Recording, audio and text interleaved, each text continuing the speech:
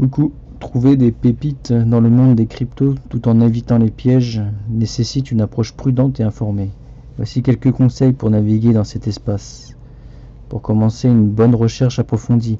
Avant d'investir dans une crypto, il est crucial de faire des recherches approfondies. Cela inclut l'étude du projet, la compréhension de son cas d'utilisation, l'examen de son livre blanc, l'évaluation de l'équipe derrière le projet et la compréhension de la technologie sous-jacente. Évitez les projets sans substance. Méfiez-vous des projets qui promettent des rendements élevés sans une base technologique solide ou un modèle d'affaires clair. Beaucoup de ces projets peuvent être des escroqueries ou des schémas de type pump and dump. Donc, juste dans l'espoir de ramener la liquidité du retail, du grand public, en donnant de faux espoirs et ensuite se barrer avec la caisse en quelque sorte. Il faut se diversifier aussi. Ne mettez pas tous vos œufs dans le même panier. La diversification peut aider à résoudre les risques. Investir dans différentes cryptos peut protéger contre la volatilité et des pertes potentielles. Même les fonds d'investissement spécialisés dans la crypto ne gagnent sur les pépites,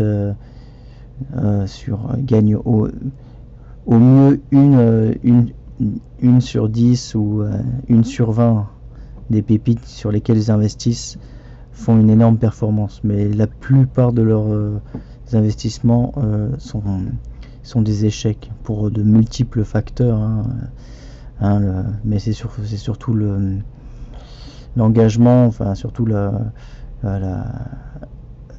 progression de la crypto au sein du grand public, l'utilité, si la crypto est adoptée, c'est quelque chose que l'on ne peut pas mesurer, c'est souvent une chimie particulière. C'est pour ça qu'il faut prendre en compte, il faut être à peu près sûr d'avoir une diversification suffisante pour pouvoir avoir au moins quelques bons gains qui compenseront forcément beaucoup de projets qui ne feront rien. Même s'il y a un bull run généralisé, tous les projets monteront, mais certains projets feront x100 et d'autres feront x2. Donc je pense que c'est aussi une perte de faire x2 alors que votre argent aurait pu être investi ailleurs. Il faut aussi le prendre en compte. Surveillance des tendances du marché, restez informé des dernières tendances et des développements dans le domaine de la blockchain. Soyez à l'affût. Il ne faut pas faire un DCA sur des microcaps, des shitcoins, en espérant un jour. Non, il faut aussi le timing est aussi important, d'où le suivi et la veille du marché. Il faut une analyse technique et fondamentale pour comprendre les tendances du marché et l'analyse fondamentale pour évaluer la valeur intrinsèque des cryptos. Utilisez des plateformes de trading réputées comme Binance, Coinbase, Kraken, KuCoin, Get.io, MEXC aussi. Ce sont les principales.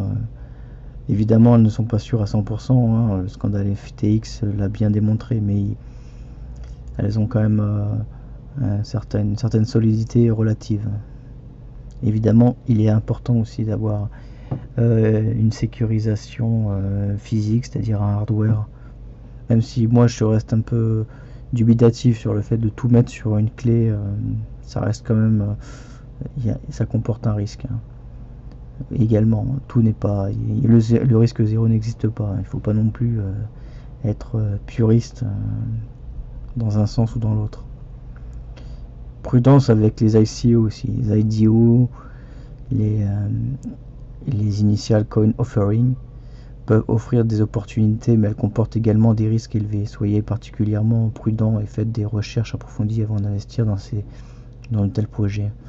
Souvent les ICO sont un moyen pour les initiés de pouvoir revendre leur crypto au meilleur prix. Et c'est souvent à ce moment-là qu'il y a des pump and dump. Régulation et conformité légale. Tenez compte de la réglementation et de la conformité légale dans différents pays. Les changements dans les réglementations peuvent affecter considérablement le marché des cryptos, comme les proof of work, les procès avec la SEC, par exemple, ou même d'autres. Évitez les décisions impulsives. Ne vous laissez pas emporter par le FOMO. C'est peut-être le pire, ça. Peur de manquer la hausse, hein, fear of missing out. C'est peut-être le plus gros piège dans l'investissement des cryptos, parce qu'on a souvent tendance à vouloir investir directement, de peur de louper, ou même si vous voyez une forte progression, donc vous voulez pas vous retrouver sur le quai alors que le train démarre, ou même le train est parti. Donc vous avez tendance un peu à vous précipiter et oublier, ne pas prendre en compte les points négatifs.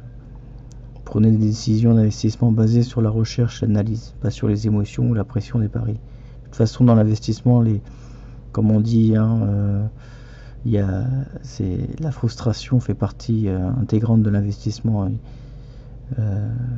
L'investissement est pavé de frustration. Et il vaut mieux être frustré de temps en temps plutôt que à se ruiner bêtement. Donc il faut continuer à se former, bien sûr, en attendant, car ça évolue. Les cryptos d'hier ne seront pas les cryptos de demain. C'est rare de voir des cryptos qui repumpent de la même façon. Il y a souvent des nouveaux projets qui prennent la place d'anciens, et des anciens parfois qui peuvent renaître, mais bon, en général, beaucoup d'anciens finissent dans les oubliettes, parce qu'il y a souvent un phénomène de mode, d'hype dans les cryptos, il y a un côté casino, il faut quand même pas le nier. Il y a de la technologie, il y a une idée politique aussi libertarienne, mais il y a aussi un engouement lié à la spéculation, qui fait partie de nos vices et qui ont toujours existé. Voilà, j'espère que j'ai pu vous donner un ensemble exhaustif de règles à appliquer. Merci de m'avoir écouté.